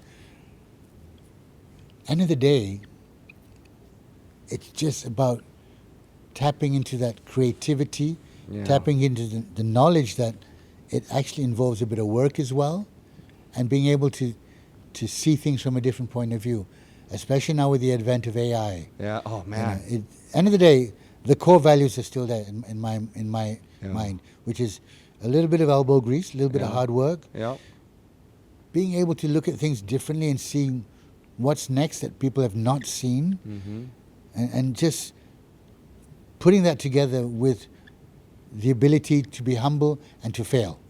And yeah, absolutely. just come back again. That is it. That is it right there. Yeah. Now we're talking about failure. Let's talk about. I mean, every career comes with its obstacles, right? What's the biggest setbacks that you've faced continuously, or if there are, and how did you handle them? Setbacks. Yeah. Setbacks is generally in what I do in stand-up comedy world is not nothing much different than what anyone else goes through in any other career. Meaning sometimes we have a goal, a dream, or you want to do something, or you want to create something that requires working together with others, requires a bit of funding, requires some outside support. Oh yeah. And then you set it in play, and then the funding doesn't come through, or the backer pulls out, or for whatever reason. Now, so it's not special to stand-up comedy. There have been moments where, because not just from stand-up comedy, because I was also involved in film and TV and talk shows and stuff like that. I had a really cool talk show in 2016. You invited me. Yes. To that, but I was based in Australia, so yeah. Yes, it was called obviously Harith Iskander. Yes. And it was based on late night David Letterman, Jay Leno type thing. That model. Had a live band. Yeah. We shot live. We shot in the afternoon and went to air live that night. Yeah. We had a live studio audience. We had the opening monologue. Yeah. And my guests were everyone from some powerful guests. Deputy Prime Minister at the time, and still the Deputy Prime Minister. Zahid. I had Tony Fernandez. I had the Pocket Rocket himself. Oh yeah. I had Nicole David. Yeah. I had TMJ. Yeah. Tunku Makoto of Johor. Yeah. And it was a really cool show because this is prior to podcast and all. Okay. We would just chat. Yeah. I had Nurul Iza and magicians from. I had on my show Zahid Hamidi, the Deputy Prime Minister of Malaysia at the time, and now is Deputy Prime Minister, and an American stand-up comedian, Butch Bradley, who was in town. Oh. At the same time. At the same time. No kidding. So it was quite funny because Butch was being American comedian, and Zahid was being Malaysian Deputy Prime Minister, and Butch was like, "Oh my God, am I ending up in jail?" Just some crazy stuff. Yeah. So now talk about setback. Yeah. I came in and I was joint venture with Astro Awani at the time. Okay. I came in for a very low fee because in my head, Astro Awani be able to get me all these guests. Right. They're Astro Awani. Right. As it turned out, I personally locked in every single guest that I had through my connections. Yeah. And I had TMJ. Right. Probably the most biggest name at the time. That's a big one. Big one. Still. So at the end of the season, I was like, okay, I came in at this fee, thinking I'm just going to be doing this. Yeah. But as it turns out, we did this. Right. So second season, want to renegotiate. Yep. And I was looking forward to creating an even more explosive second season. Of course. Because the show was just rocking. But in corporates, the CEO changes. The CEO who loved me, who brought me into the show, went out. New Okay. CEO comes in. Oh. Back and forth, not so excited. Show gets cancelled. So to me at the time, oh wow, because I saw where the show was going. I was like, dude, we're gonna kill it, right? They had momentum going we had already. Momentum, and I had other guests lined up. Yeah. I had incredible people lined up. Yeah. I would have had Najib on the show. Oh, yeah. Next, and Yeah, at that time. Yeah. And all kinds of crazy stuff. But so to me, that was like, oh, here you have a great idea. You can see where it's going. It's gonna fly. Yeah, and then plug pulled. Rug Rug pulled, right? And wow. for a while, it's like, oh man, that's painful. So I took it as, yeah. well, they didn't recognize what I had brought to the show. 'Cause Yeah. I locked in every single guest. They didn't see the value. Personally. Yeah. They didn't see the value in it. Yeah. And people are, oh, you're going, no, you're going to do again or doing someone else. I'm like, well, now, no. Now it's all this. It's podcast. Yeah. Then it's like, do you know how expensive it is to have a full band, a full live audience, on a weekly basis, shoot Not at cheap. 3 o'clock in the afternoon, Not cheap. on air at 9. It's I would, not cheap. I would say 6 figures. You would need a station Yeah. to handle that. Yeah. So can't just be done like that. Well, we can call a band in, you know. Yeah. We call a band in. Da-da-dum. Hey, I'll call your son. you and your son can be our Yeah, band. he'll be playing Nirvana background songs. He's fucking good, man. Yeah. So one thing glad about my boy is that he's 13, but he's listening to music from 1990. Yeah, it's Nirvana, incredible. Metallica, Yeah. Slipknot, Yeah. Foo Fighters, Green Day. Yeah. But I'm like, That's 'cause interesting. That's very cool. That was the best Very guitar music of the time. There's nobody playing guitar But now. everything's cyclical, right? So fashion becomes cool again from, maybe it's a 20-year cycle. Music, same, right? And I'm not complaining. Metallica's never gone out of style, right? They're all old, but my Yeah. son is like, Still relevant. Enter Sandman every day. Yeah, sweet. So, okay, back to setbacks. Now, criticism. How do you deal with criticism? Especially in industry like comedy, right? It's people will be very vocal. Malaysians are the best at being vocal, especially on social media. I mean, I think we could be world champions on criticism. Oh, yeah. And recently, No, Malaysians, right? you cannot beat Malaysians for Dude, the we're the online best. activity. Yeah, we're the best. So, Unfortunately, here's the thing. you gonna right, big Oh, time, especially recently. I've gonna big time. Big time. I read it. I was like, man. But this question has been asked of me of various influences and concerned people. Yeah. I've actually got to the point in my life of realizing something. These people who comment on, it really hit me the last time that this happened with the Hums Up copy post, and I was getting this. Yeah. I generally don't spend too much time reading, but I would see people, 10,000 comments, 5,000 Jeez. hate comments, and people writing paragraphs and sending direct messages. Then I'm in my head, I'm Also like, direct messages too. oh yeah, direct messages. Wow. People, one guy actually listed out cuss words. Yeah. Like a 12 list. Oh my God. You Wow. know, I'm going to say it. It's like Bukima, Bodo. Oh, yeah. And in my head, I was like, damn, that's pretty clever. You got 12 cuss words out there. Can you give me more? Yeah. Like, as a comedian, that's what Yeah, I'm yeah. thinking. Like, That's- that's pretty smart. How do Yeah. I haven't heard of these words before. Yeah. Anyway. then Old I'm guy, thinking to young myself- guy. I don't know. Oh. I do. Oh. But my point is, Yeah. there are people out there, many people out there, Yeah. who have the time between 30 seconds to 10 minutes Yeah.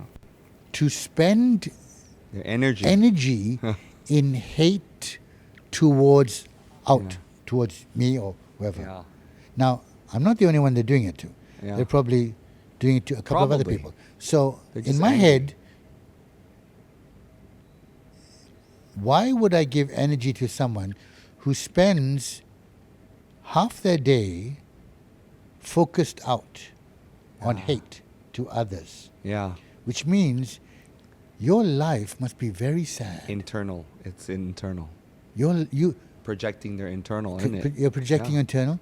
How Yeah. I feel sorry for Feel you. bad, I yeah. feel bad for you. Yeah. That Therefore, I'm going to give no weight to, because I got no time to feel bad for 5,000 people. Yeah, it's true. At the same time, Yeah. you have to take praise the same way. Ah. Don't sit in the praise and go, look at these 5,000 people who like me. Yeah. They know more than the 5,000 people who hate me. No. Yeah. Go, thank you, Yeah. move on. Yeah. Because just as much as these people don't know you, Yeah. these people don't Also know you. don't know you. Yeah. But you have brought something to their life, Yeah. thank you. Don't dwell in it. Don't surround yourself with those Yeah. people. But do you, let me ask the camera crew, I don't know, maybe you're the type.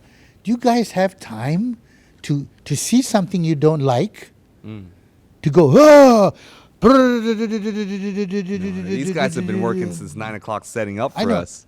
What Yeah. kind of person, when They're I see bored. something I don't like, I go, screw it. Yeah. Ah, what an idiot. Yeah.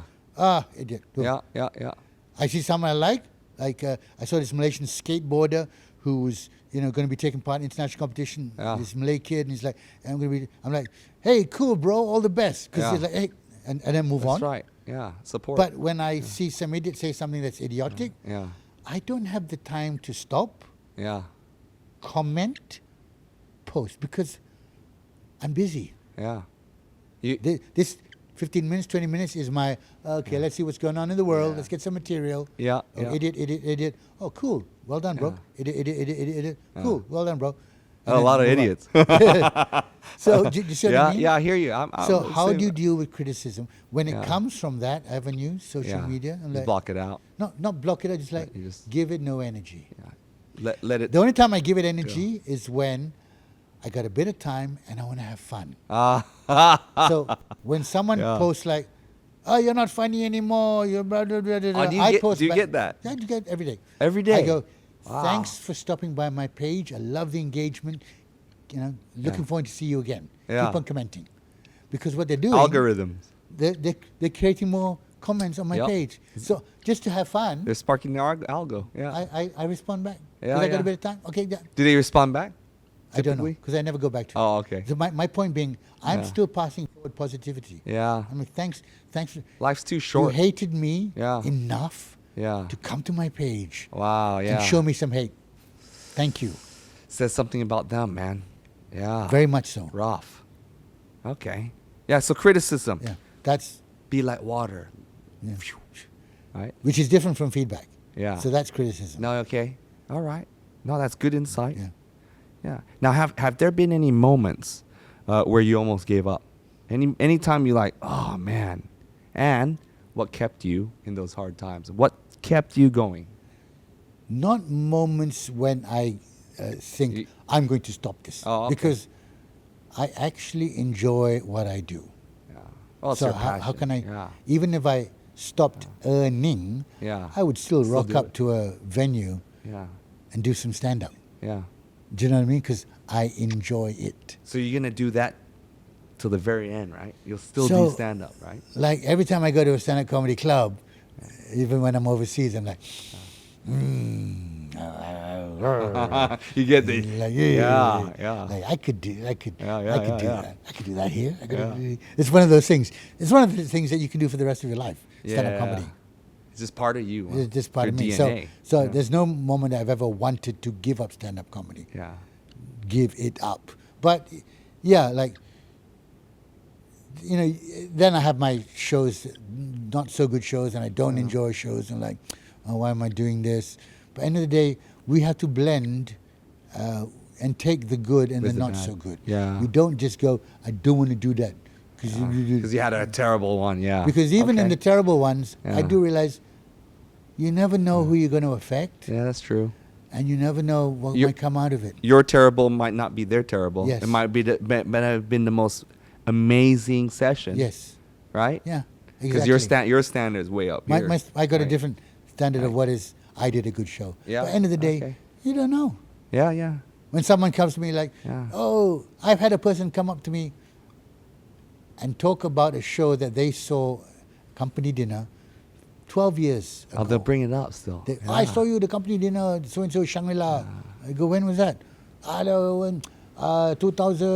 2012.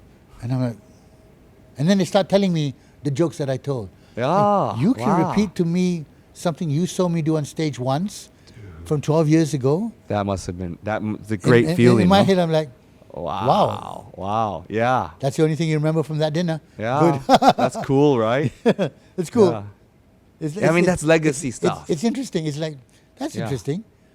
I didn't walk away going, they're going to remember this 12 years later. Yeah, I know.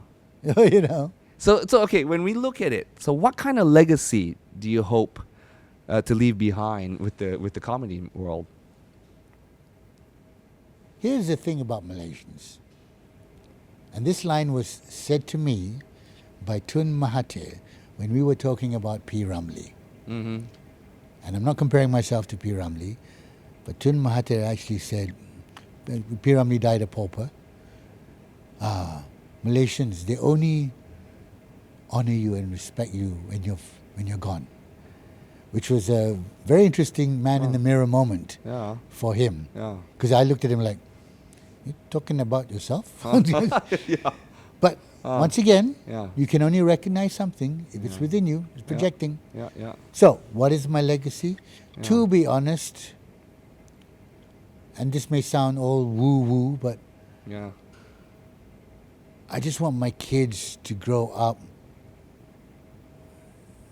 happy in themselves, knowledgeable, kind, semi-hardworking, and they're like, yeah, my dad was cool. I'm a dad, and that's exactly what I want to leave too. My dad was cool. Not necessarily, he was the greatest comedian Malaysia had ever seen. Because I'm dead. What's that going to mean to anyone? It'll mean fuck all to anyone. It means shit to anyone. He was a great dad. P. Ramlee was the greatest Malaysian cineman ever. Yeah. But he wasn't acknowledged when he was. But if his son can go, if your son or daughter can go, he was a cool dad, he was great. Then so their life is going to be better, and because they had that experience with me. Absolutely, their memories, the everything. Fact that my dad was famous for a while, and you know, people forgot him after a while. But I remember when he was people not gonna forget you. Know what I mean? Yeah, it's not you're the Godfather. People don't forget the Godfather. It's not, I see where you're coming from. Yeah, and sure. Hopefully, he left something somewhere along the line. That I don't know. Maybe some kid out there achieved something truly amazing. And then they go. I just remember something Harith Iskander said. You were the spark. On a podcast. You were the spark. Today. Yeah, I remember at the Olympian Mindset. Harith Iskander, nothing to do with his comedy. He just said something that I thought to myself, I'm going to go do this, and then go, find the cure for cancer. Man. Whatever. That's their legacy right now. If we can inspire a regular Malaysian, doing anything in life to achieve greatness, and we were the spark or part of it that got them going.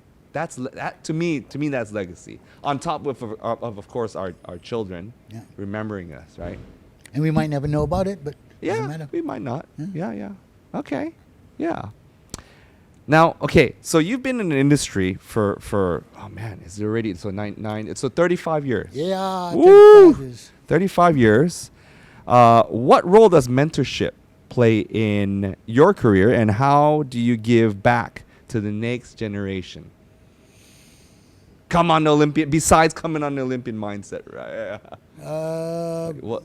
So, like I said earlier, mentorship wasn't even on the table at the time. Because you were so early. No one had done it. But you did have mentorship in the terms of VHS tapes, blah blah blah. Yeah. Right? So my mentorship came from the studying of others who had come before me. But mentorship came from different people who were not comedians, but had done or created something amazing in their life, had results in their life. Businessmen or something like that? People, politicians, So I do recognize mindset mentorship, not necessarily none from a comedian, because there was no such thing. Right. But I can use that in my career. Yes. Because here's a way to look at things. Okay. Etc. Yeah. So. Do you have anything in specific that you remember that just made a huge impact for you early on? Early on, I would say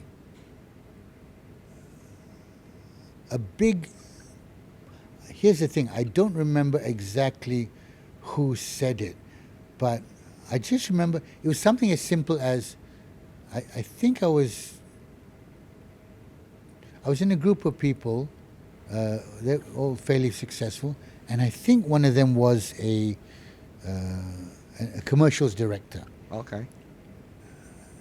I'm trying to remember his name, but he was just talking about, because we had long hours, 19 hours, 20 hours shooting. Wow. Sometimes That's a long. on film you shoot long hours. But it was all about just enjoying what you do. Okay. Just enjoy what you do. Being in the moment? Being in the moment.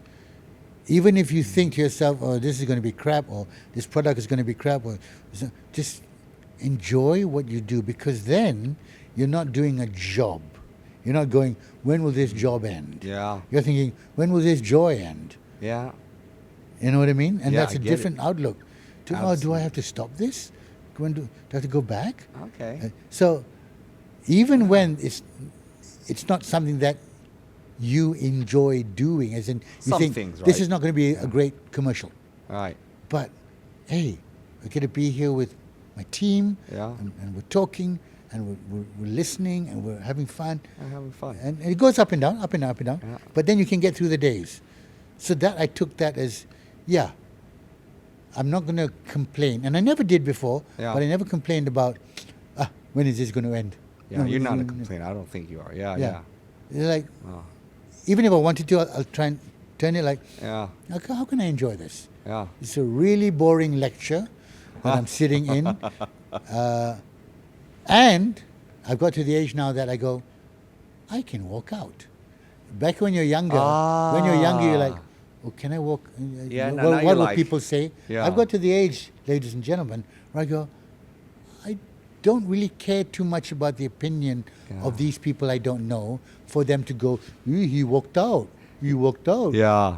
Like, At the age of like 40, I mean, there's a saying for that that's we probably can't say the word, the give no f, you know. Yeah. Yeah. Basically, that right now it's like, okay, we are at a stage where it's like, so time be in is, control. Time is the ultimate value. Yeah. Time is the only one thing you can't cannot change. ever get back. So then you got to decide, yeah, no matter who you are. while I have this time, I'm going Yeah. to make the most of it. Yeah.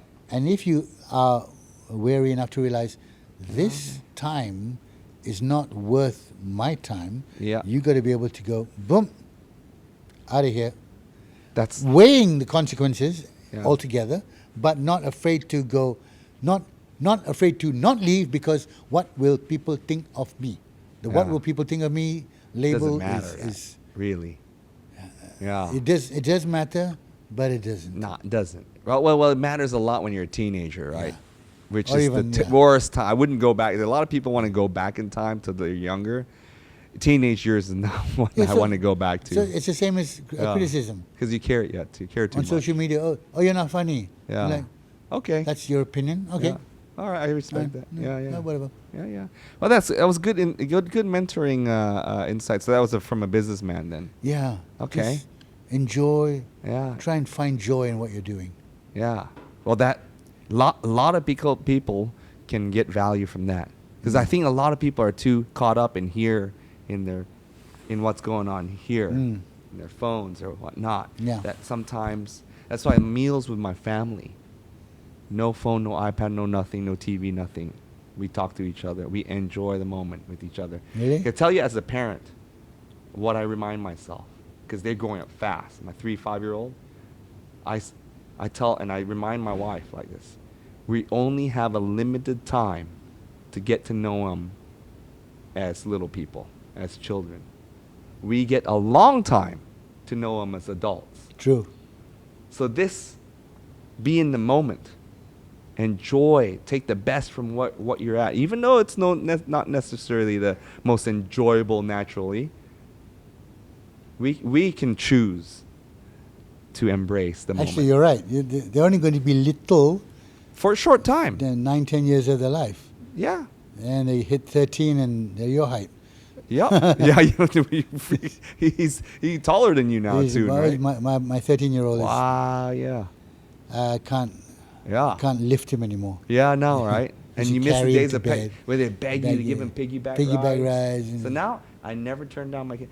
Piggyback ride. Oh, I'm sore from this whatever, working out with Harith. Okay, my knees are hurting. Piggyback, hop on. Yeah. Piggyback ride, up and down, as many times as I can, every day. Being in the moment, enjoying it. That is gold from your mentor. Yeah. Remember his name? It was Hafiz, actually. His name. Okay. Yeah. Hafiz. Thank you, Hafiz. All He's right. a commercials director. Oh, okay. Nice. Okay. We've got something special. Olympian Mindset round. Does that sound... Okay, is this a quick fire? Yeah, well, okay, yeah. Fairly quick fire. Okay, your experience. What does it take to stay mentally tough in the face of challenges? Shoot.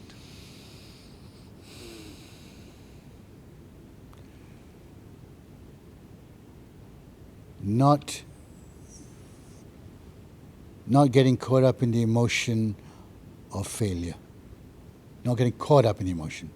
Acknowledging it. And moving on. Moving on. Djokovic is the one famous one that said that. The top dudes or gals are able to get over a mistake. Like they acknowledge it, move on really fast. So that turnaround is really quick. And I see that with you. Oh, okay. Okay, cool. How do you keep pushing forward when things aren't going your way? Is there a mindset shift that helps you navigate obstacles? Pushing forward when things aren't going my way. Being flexible enough to acknowledge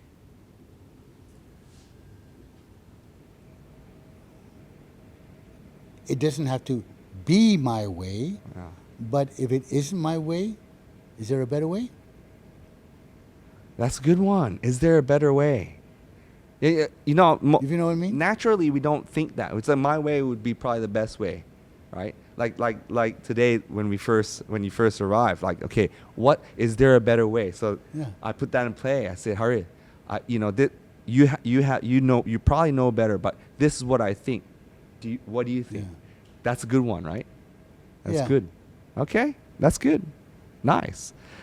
The Olympian Mindset focuses on resilience, focus, and continuous improvement. Do any of these qualities resonate with you in your work? Repeat the three again. I feel like I want to test. Resilience. Yeah. It's meant to be. Clock is ticking. Resilience, focus, and continuous improvement. Resilience, focus. Oh, wow. I'd like to say all three. But if I had to choose one, what's the strong the clock is ticking. The clock is ticking. Dum, dum, dum. I would say continuous improvement. Okay. Only because, especially in comedy, I guess with anything, you don't want to remain stagnant. Yeah. And with improvement comes deprovement, if that's a word. But if you're just Two flat, steps forward, one step back. yeah, Two if steps you're just forward. flat, then you're boring. Yeah. You've got to be improving, and then oh, he wasn't as good before. Oh, but it got even better. Oh, but it wasn't as good as that. Oh, it got even better. So it's you got that. You have movement. Yeah. You have that is gold for probably anything. Yeah. It doesn't have to be about comedy too, right? Yeah, that's what I mean. It's anything. Two steps forward, one step back, 2 steps forward, 3 steps back. Sports is a little bit different because you're measured upon timing, medal, competition. So there's a definitive end to game. There's game time, then the game stops, and there's a score. In comedy or in other businesses, in most businesses other than sport, open for interpretation. Open for interpretation. What is successful? What were your goals set? How can you maneuver? Yeah. Because once you won the Olympian gold, or your Olympian gold, you're the best. What, 2 Olympian golds? What, 3 Olympian golds? Well, Do you see what I mean? Yeah. Yeah. Yes and no. But each game there is a beginning, a middle, and a definitive end with a definitive result, which is so a different mindset that requires to be able to handle that, as you will know. Yeah. Because what comes after, as you have spoken to me about many times, is okay. What comes after? How do you handle what comes after that definitive goal setting? So same with stand-up comedy. Oh, you're the funniest. When people say that to me, I'm like, no, you can't say that. It's like saying durian is the best food in the world. No, I don't like durian. People love it. Oh yeah, I love it. You love durian. Yeah, I love durian. I can't go, this is the best durian or that is the best durian, because I don't like durian. Do you see what I mean? Yeah. This nasi lemak is the best. No, that nasi lemak is there's no best nasi lemak. It's your taste. But you can go, who's the fastest? Who jumped the highest? Who scored the most goals? Those are definitive. So I don't even know why I'm answering this. But what I mean is continuous improvement. We've got a special opportunity for all our viewers. This is the first part where we've learned a lot of amazing insights, knowledge in the field and in general, but mindset to achieve anything great. Now, what's the next step? The next step usually is going to be mentorship. So here you've already learned if you see the opportunity and you see the value that we have over the last 1.5, 2 hours, and you'd like to work directly with us, with Olympian Mindset that has, a lot of proven success helping people in mostly leaders and athletes perform at 30 to 50% above their KPIs, right? Above their goals in a short period of time. We have a workshop coming up that both of us will be there to help you achieve greatness. So there's 3 things that is needed to achieve greatness: a roadmap, a guide, and a compass. So if greatness is Mount Everest, you have those 3 things, you'll likely achieve that goal of getting to the top, right?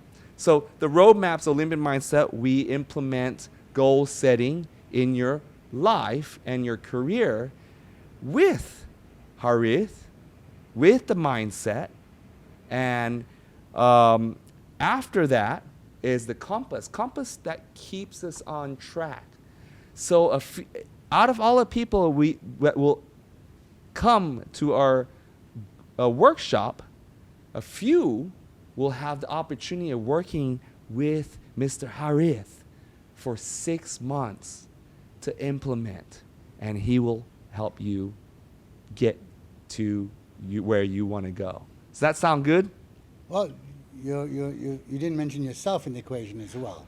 Well, yeah, okay. So I will be facilitating that. It will be what I've learned over 20 years as a coach, right? And to implement this, and every single person I've ever implemented this with has outperformed their goals. Why?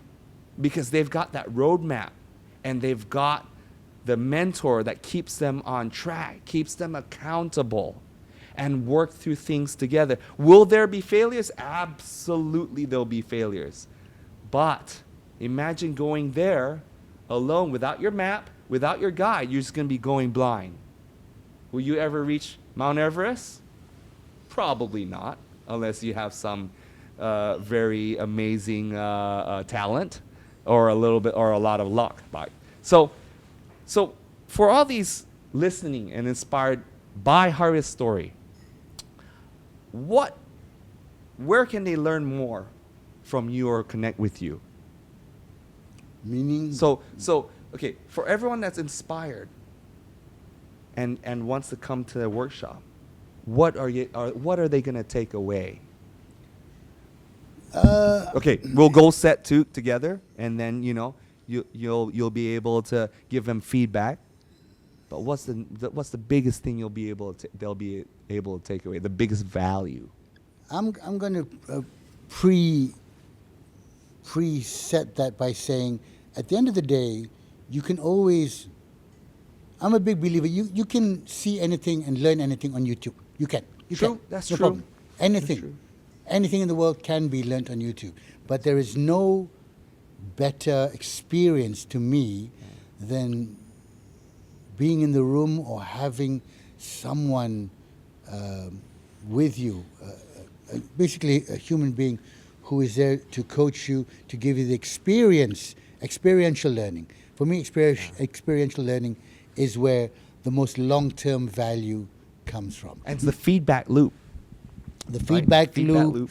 The experience you go through in terms of the exercises you do, and basically to have someone, not to say monitor, but let's put it this way. Tiger Woods, arguably the best golfer in the world, has a coach. Absolutely. Is the coach better than Tiger Woods? No way. No. But why is the coach the coach? Because a coach is able to see you, see your swing, see things that you don't see into your mind, not see into your mind, but work out this improve these parts, here's what's working, here's what's not working, such that you can then go and perform the best you can be. And you need that from an outside point of view. Oh, fantastic way to end. Yeah. Thank you very much. Thank you. For the knowledge, wealth of knowledge, the openness, the frankness, and we look forward to any one of you that wants to achieve greatness, no matter what industry, what field. But of course, if you're in entertainment industry, or if you're going to, on your journey, wherever you are, in the middle, the beginning, or you're already established player, we look forward to working with you in this actual room in a couple weeks' time. Go to our website, olympian-mindset.com, and you can book your slot. There's only a limited number of slots. And we'll see you, and we'll eat lunch together. Lunch will be provided. And at the end, those who really want to take the next step will have group coaching, individual coaching, and VIP super mentor coaching by our own Harith Iskander, and with myself as well. Look forward to it. Thank you so much for spending time with us. It means a lot to us. If you can, please click on the like and subscribe button. And if you have any feedback for us, even constructive or whatnot, please share it with us in the comments, or go to our social media with Harith or mine social media, or the Olympian Mindset social media, and feel free. We know this is the first, and we always want to improve and get better. Thank you.